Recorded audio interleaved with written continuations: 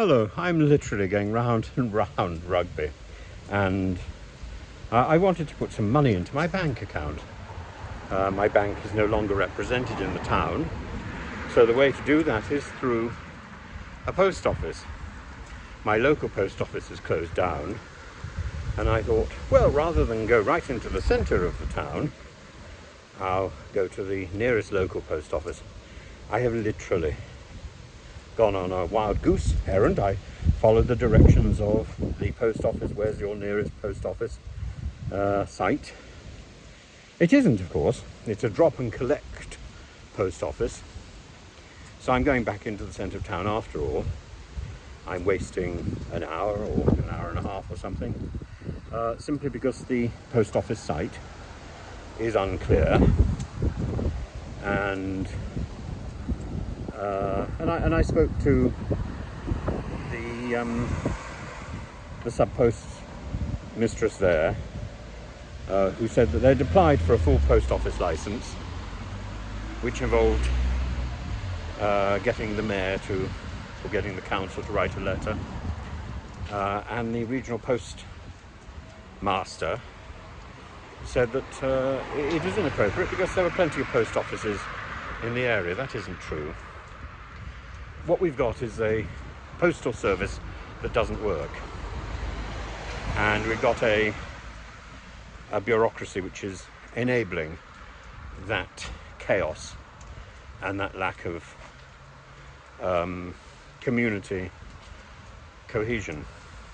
And more than that, to make it worse, we have a post office bureaucracy which is effectively lying to customers on the websites. Now, if you go deeper into the websites, you have to click the little numbers, and you will find it does say click and collect or drop and collect.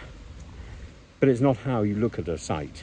How you look at a site is, where's my nearest post office? And these numbers appear, and it's within walking distance, and you think, okay, you don't expect to spend an hour and a half tromping around to do something that should be so simple. It's not. It's not, because this is Britain in the 21st century, where bureaucracy lies, it plays games. What seems to be true is not true. And can you get through to anybody to register a complaint? Not at all. Not at all. The other day I stayed in a hotel in London, and not only did the lights not work, I realised that it had bed bugs.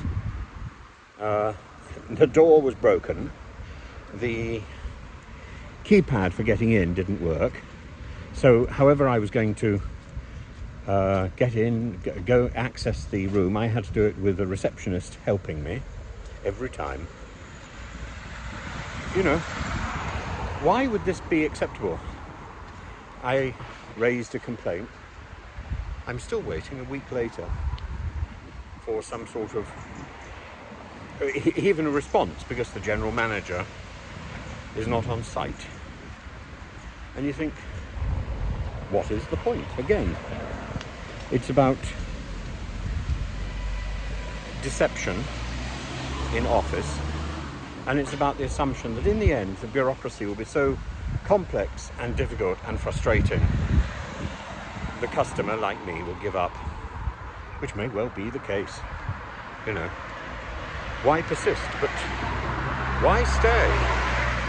Why stay? Because this isn't one instance.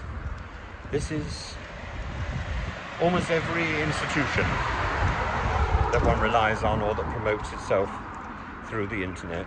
Almost every institution fails, because there's a gap between reality and rhetoric. And we see that only too clearly when we look at politics. It's one reason why I'm interested in politics, because it seems to sum up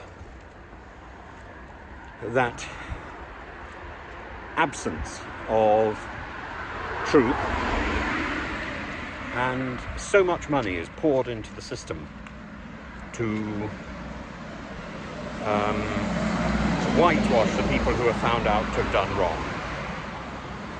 So much money into the NHS to cripple the whistleblowers, post office, every conceivable avenue where there are complaints. We don't want the complaints.